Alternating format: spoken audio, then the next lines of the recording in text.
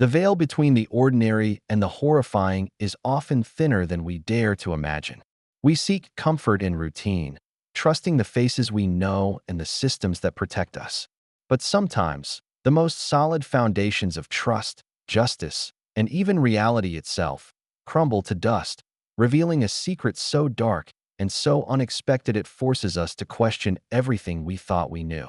These are not tales from a bygone era of gaslight and shadow. These are modern nightmares, real-life mysteries from the new millennium where the villain was always hidden in plain sight, waiting for the perfect, shocking moment to be revealed.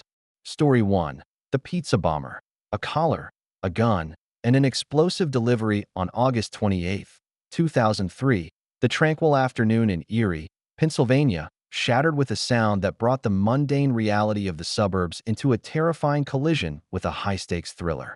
A man named Brian Wells, a seemingly unremarkable, slightly nervous pizza delivery driver, walked into a bank, handed the teller a note demanding $250,000, and showed the employees the deadly accessory hanging from his neck, a sophisticated, time-triggered bomb collar. This wasn't a bank robbery. It was a desperate, choreographed performance under the direction of an unseen, ruthless maestro. Wells left the bank with a fraction of the money, following instructions from the note that seemed to be a scavenger hunt designed by a madman. The instructions were cryptic, promising keys and clues to disarm the device before its countdown reached zero. However, before he could complete the first step of this bizarre errand, police intercepted him. Wells, sweating and frantic, pleaded with the officers, insisting he was an innocent victim forced into this role. He claimed two men had ambushed him earlier that day, placed the bomb collar around his neck, and given him the impossible task. The collar was real. The bomb squad was called, but they arrived too late. With television cameras recording, the device detonated, instantly killing Wells. The horror was complete, and the most bizarre, complex criminal case of the decade had begun. The initial police theory was that Wells was a willing participant who had turned on his accomplices or that the real perpetrators had simply abandoned him.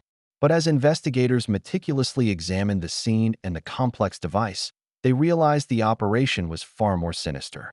The collar was professional. The scavenger hunt was an elaborate and ultimately cruel distraction designed to fail. The person who masterminded this atrocity was not a master thief, but an individual with a shocking amount of influence and control over the people around them. The trail led law enforcement to a dilapidated, isolated house where the key conspirators lived, a place that housed not just a dark secret, but a disturbed and controlling personality. The investigation began to center on a local woman named Marjorie Diehl Armstrong. Diehl Armstrong was an intelligent woman, known for her eccentricity and aggressive behavior. But she was also a serial confabulator, someone who wove elaborate, often contradictory stories about herself and her involvement in various crimes. She was already in jail on an unrelated charge, the murder of her boyfriend, a crime she vehemently denied. She was a master manipulator, and the evidence against her in the Wells case was initially circumstantial, complicated by her shifting accounts. But the police kept digging, pulling on the threads of her bizarre personal life. They discovered that Wells had delivered a pizza to the area near Diehl Armstrong's home just before the robbery. They learned that the intricate bomb was constructed by another person Diehl Armstrong knew, a man named Kenneth Barnes, who was a close confidant and follower, and who, like many in her orbit, was entirely under her sway. Barnes eventually broke, confirming that the plot was Diehl Armstrong's creation. The goal was not just money. It was to fund the contract killing of an associate who threatened to expose her involvement in the earlier murder of her boyfriend. The robbery was a complex distraction, a means to an end, with Wells simply a disposable pawn. The investigation revealed that Wells was not a mastermind, but indeed a victim. He was a simple, unassuming man who had delivered a pizza to a remote location and was forced at gunpoint into the deadly collar. The note he carried was not his plan. It was the chilling, step-by-step itinerary of his final moments, written by his captors. The case culminated with the undeniable evidence that Diehl Armstrong, the charismatic, manipulative, and deeply disturbed woman, was the ringleader. She had orchestrated the entire plot, recruiting several vulnerable individuals, including Barnes and her former fiancé, to carry out the deadly fantasy. The shocking twist was that the bomb was never meant to be defused. The scavenger hunt was a complete deception, a cruel psychological game to ensure Wells would be caught by police, giving the plotters time to escape and guaranteeing his inevitable, televised death. This ordinary woman, already facing murder charges for her boyfriend, was the true criminal mastermind behind one of the most diabolical and publicly gruesome crimes in American history. The entire narrative of the hapless pizza driver who was in over his head dissolved, replaced by the horrific truth of a pure, cold-blooded execution. But if you think a death collar conspiracy is the most shocking twist of the new millennium, wait until you hear about the man who faked his own death only to be betrayed by a single, mundane photograph. The tale of John Darwin began on a crisp day in March 2002 on the North Sea coast of England. A former prison officer and teacher, Darwin went out in his bright red canoe, a vessel known as the Orca. He never returned. The weather was harsh, and a frantic search was launched. The Orca was soon found capsized and heavily damaged on the beach near his home in Seaton Carew, a chilling confirmation of the worst. After an intensive 5-day search involving the Coast Guard, police, and air support, John Darwin was presumed dead, swallowed by the cold, unforgiving sea. He was a father, a husband, and by all accounts, an innocent victim of a tragic accident. His wife, and Darwin, played the grieving widow to perfection. She mourned publicly. She comforted their 2 adult sons, Mark and Anthony, and she dealt with the mountains of official paperwork that accompany a death at sea. She claimed the life insurance and pension payouts, which totaled over £250,000. For 5 long years, the Darwin family lived in the shadow of this devastating loss. The sons were heartbroken, believing their father to be gone forever, often visiting the spot where his canoe was found, a physical reminder of the void in their lives. The story was a simple, sad tragedy. But in Darwin's grief was a performance, a masterful deception that lasted for 60 months. John Darwin was not dead. He had paddled his canoe down the coast, come ashore, and, with Anne's full knowledge and cooperation, disappeared. He then returned to live a bizarre life in the very house he was presumed to have departed from forever. For a time, he hid in a small room adjacent to the family home, accessed through a secret door behind a false bookcase. When the financial pressure eased and the coast was clear, he and began a complex, double life. John lived literally in the next-door property, which they owned, and would occasionally sneak into the main house, and would talk to him every day, sometimes even having to remind him not to be seen. The reasons behind this audacious hoax were purely financial. The Darwins were drowning in debt, having invested heavily and disastrously in buy-to-let properties. The only way out was to liquidate the assets through a massive life insurance fraud. The scheme was elaborate, requiring incredible discipline and a complete severance from their previous lives, and maintained the lie to everyone, including her own children, who believed they were comforting a truly widowed mother. However, hiding a living man is difficult, and the Darwins soon decided to move to sunnier climes to restart their lives, believing the deception to be permanent. They settled in Panama, where they planned to purchase property and live out their days in anonymity with their ill-gotten gains. In 2007, 5 years after his supposed death, John Darwin walked into a police station in London, claiming to be suffering from amnesia. He told officers that he thought he was a missing person and couldn't remember anything since 2002. This was his grand plan for a reentry, a way to legally rejoin the world without having to explain his 5-year absence. The story was initially met with shock and cautious optimism by the world's media. A man lost at sea, now found. His sons rushed to be by his side, overjoyed that their father had seemingly returned from the grave. The relief was palpable, and the human interest story went global. Then came the shocking, final twist, which was devastatingly simple. A sharp-eyed user on the internet found a photograph posted online. It was a vacation picture from an estate agent's website in Panama, showing in Darwin and a man who looked remarkably like the supposedly dead John Darwin, posing together happily in July 2006. The two were standing shoulder to shoulder, looking tanned and relaxed, holding a sign that read, "John and Anne." This single photograph, taken long before his claimed reemergence, completely dismantled the amnesia defense and the entire 5-year-long performance. The picture proved that John Darwin had been alive and well, in full possession of his memory, and intimately involved with his wife, who had been lying to their sons and the world for half a decade. The fraud was exposed. The sons, who had been overjoyed, were now utterly devastated, realizing their grief had been manufactured and that their own mother was a co-conspirator. The police swiftly arrested both John and Darwin. They were tried and convicted of multiple counts of fraud and deception. The twist was not that the dead man was alive. The twist was that the grieving widow and devoted mother, and Darwin, was not an innocent victim of his deception, but an equal and willing partner who had systematically and cruelly lied to her own flesh and blood for 5 years, a lie ultimately undone by a single, casual holiday snapshot.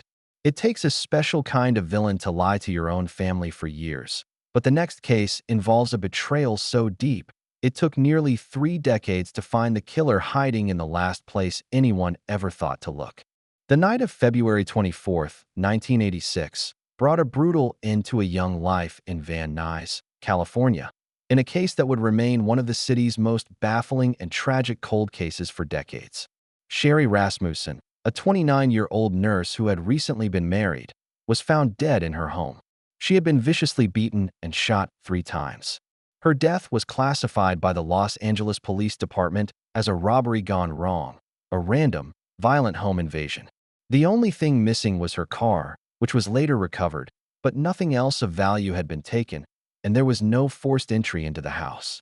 Sherry's family, particularly her father, vehemently disagreed with the police's quick conclusion of a simple burglary. They knew Sherry had been uneasy in the weeks leading up to her murder.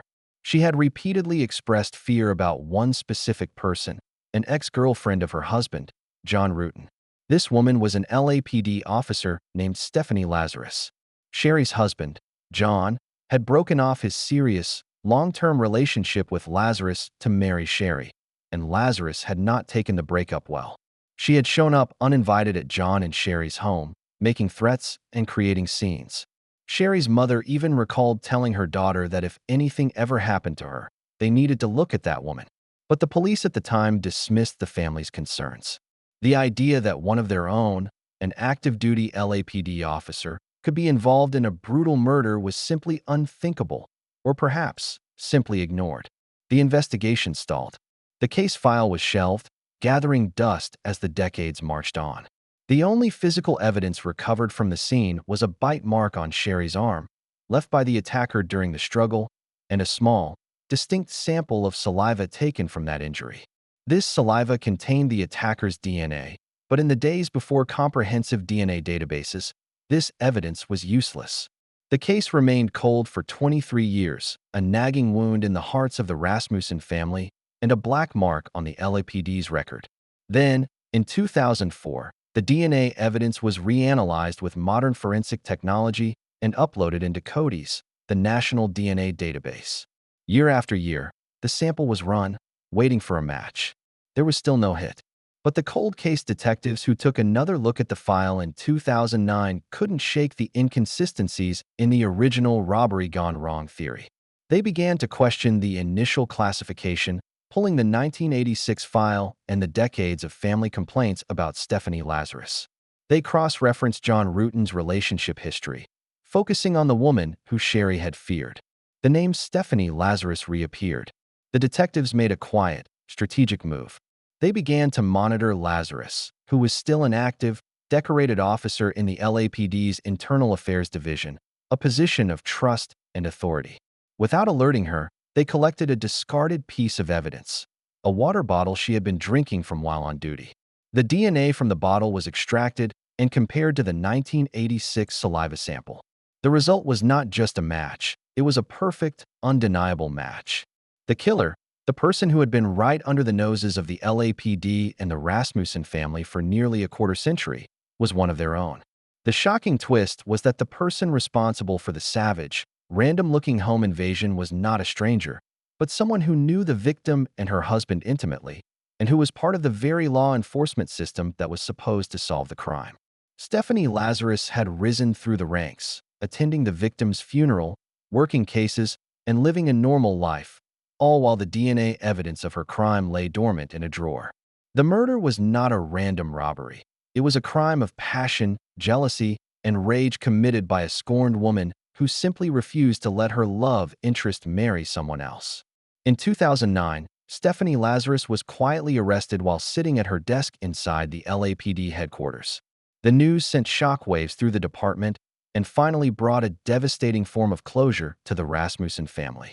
The investigation proved that Lazarus used her insider knowledge as a police officer to make the murder look like a break-in, a cover story that was initially successful because of her perceived integrity and the department's reluctance to investigate one of their own. The years of Lazarus's deception, her respectable career, her entire life, were built on a brutal lie, a lie that only the silent, molecular testimony of a single DNA sample could finally expose. The thought of a trusted officer committing murder is disturbing, but the next story proves that even the most meticulous and highly planned crimes can be unraveled by a moment of unexpected, catastrophic bad luck. Christopher Coleman was the picture of the successful American man. He was a security guard for Joyce Meyer Ministries, a highly respected televangelist organization, and a devoted husband and father living in a nice home in Columbia, Illinois. But behind the facade of his perfect life, a storm was brewing. Coleman had been conducting a long-term, secret affair with a woman he knew from high school, and he wanted out of his marriage to Sherry Coleman. The stakes were incredibly high, as leaving Sherry would mean losing his prestigious and lucrative job, which strictly prohibited extramarital affairs. In the summer of 2009, the illusion of Coleman's perfect life was violently shattered. He called the police from his workplace in St. Louis, Missouri, reporting that he couldn't reach his wife. Police arrived at his home to find a scene of unimaginable horror. Sherry Coleman, 31, and their two sons, Garrett, 11, and Gavin, 9, were dead. They had been strangled in their beds. Spray painted on the walls of the house, in bright red, angry letters, were threatening messages, including the words, "I told you I was serious," and a chilling religious phrase. The crime scene was instantly disturbing, suggesting a targeted attack. Chris Coleman insisted that his family had been killed by enemies of the Joyce Meyer Ministries, claiming he had received numerous threats against his family because of his high-profile security role. He showed police various emails and letters containing escalating threats against his family, which he had saved. The police initially took this theory seriously, seeing him as a grieving victim. Coleman's emotional breakdown during interviews seemed genuine, fitting the narrative of a man whose family was sacrificed due to his job. However, the police soon began to notice inconsistencies in Coleman's story and the crime scene itself. The threatening messages seemed deliberately theatrical, and the vandalism appeared oddly focused. Nothing was damaged except for the areas near the bodies and the walls with the painted messages. More importantly, the security system, which Coleman was supposed to have set before leaving for work, was deactivated. The killer had left no trace of forced entry, suggesting they either had a key or knew the homeowner. The investigation quickly pivoted away from external threats. Detectives secured the threatening emails Coleman had received and traced them. The shocking discovery was that the emails were sent from anonymous remailers, and when investigators dug deeper, they were able to trace the IP addresses of the accounts back to a single source, Chris Coleman himself. He hadn't been the target of a vicious campaign. He was the perpetrator of one. He had meticulously fabricated the threats against his family for months, creating an elaborate paper trail to frame an external killer and give himself a perfect alibi. The twist was not that the enemies of the ministry killed his family. The twist was that the man who had created the entire false narrative of threats, the man who pretended to be the victim, was the killer himself. Coleman's motive was purely self-serving. He wanted to be with his mistress without losing his job or going through an expensive divorce that could reveal his double life. He believed a staged, highly visible murder, complete with fake threats, would look like a professional attack related to his work, ensuring he would be viewed as a tragic hero and still collect a substantial life insurance payout. The final, catastrophic blow to his alibi came from an unexpected source: the spray paint itself. Forensics determined that the paint could not have been applied by the killer after Coleman left for St. Louis, as the paint fumes would have still been detectable in the air when police arrived. The killer, therefore, had to be someone who had been present much earlier, well before Coleman claimed to have left the house. This minor forensic detail, combined with the fabricated emails, cemented the case against him. Chris Coleman was convicted, his calculated, gruesome performance exposed as the ultimate betrayal of his family, motivated by lust and greed, and wrapped up in a cloak of false piety. The calculated coldness of Coleman's crime is unsettling, but the final story shows how a single, bizarre act of hubris can completely unravel the decades-long, perfect life of a secret serial killer. For decades, Dennis Rader was a ghost, a terrifying figure who stalked Wichita, Kansas, under the moniker BTK, short for bind, torture, kill. Between 1974 and 1991, BTK murdered 10 people, his crimes characterized by meticulous planning, chilling sadism, and a perverse need for recognition. He taunted the police and the media with letters and packages, taking credit for his horrific acts and leaving clues. Then, in 1991, he abruptly fell silent, disappearing into the woodwork. The case went cold, and BTK became a figure of chilling, unresolved dread in American crime history. Rader's silence lasted for over 13 years, a period during which he lived an entirely unremarkable, respectable life. He was a church council president, a Cub Scout leader, a husband, a father, and a compliance officer for Park City, Kansas. He was deeply entrenched in his community, known for his stern demeanor and his love of rules. His normalcy was the perfect camouflage for the monster he was. He was so confident in his double life that he believed he had beaten the system, living out his years in plain sight.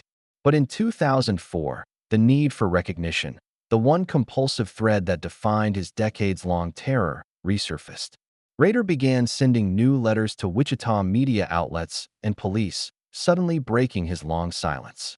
This was the beginning of his end, a fatal mistake driven by hubris.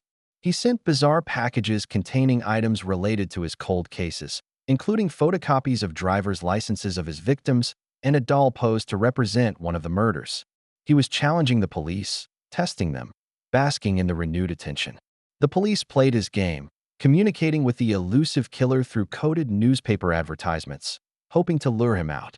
They used the media to convey a message back to the killer, asking if they could communicate with him via a computer floppy disk, believing they could trace a digital signal without putting themselves at risk. Rader, convinced of his own brilliance and the primitive nature of police technology, took the bait. In 2005, he sent police a purple 1.44 megabyte floppy disk. This was the shocking, unexpected twist. A piece of outdated office technology brought down a decades-long reign of terror. When the police received the disk, they treated it with extreme caution. After careful forensic examination, they discovered metadata hidden in the file properties. This metadata was the digital ghost of the document Rader had written on the disk, and it contained two crucial pieces of information. The document had been created by a user named Dennis, and the document's last saved location was traced to the Christ Lutheran Church in Wichita. With the church lead and the name Dennis in hand, investigators discreetly began looking into the church's administration, focusing on people named Dennis. The search quickly narrowed to Dennis Rader, the church council president and respected compliance officer. The final step was to secure a DNA sample without alerting him. The police covertly obtained a sample from Rader's daughter's medical history, which proved to be a familial match to a seminal fluid sample recovered from the 1974 murder of one of his first victims. The man who had played cat and mouse with the authorities for 31 years, the monster who had successfully concealed his evil behind the mask of a devoted family man, was arrested on February 25, 2005, as he drove near his home. The twist was that his overconfidence and technological ignorance, his belief that sending an anonymous floppy disk was a safe way to communicate, was his downfall. He wanted credit for his crimes, and he made the fateful, simple error of failing to wipe the file metadata from an obsolete computer disk, allowing the digital world to betray his terrifying, decades-long analog secret. Can you ever truly know the person next to you? The dark curtain closes on these tales of modern deceit and betrayal. We have crossed the threshold from the mundane into the shocking truths that lurk beneath the surface of our society.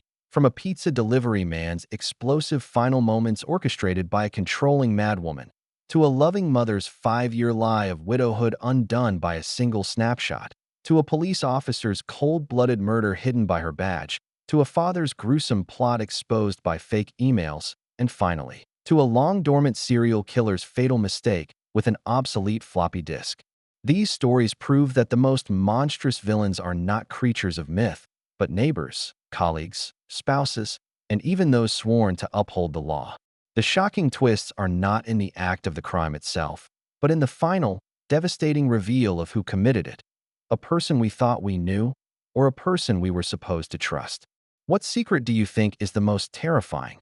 The one hidden by a smile, or the one buried by the system? Subtly, if you found these stories gripping, consider leaving a like and sharing your thoughts in the comments below. And don't forget to subscribe for more deep dives into the true crime files.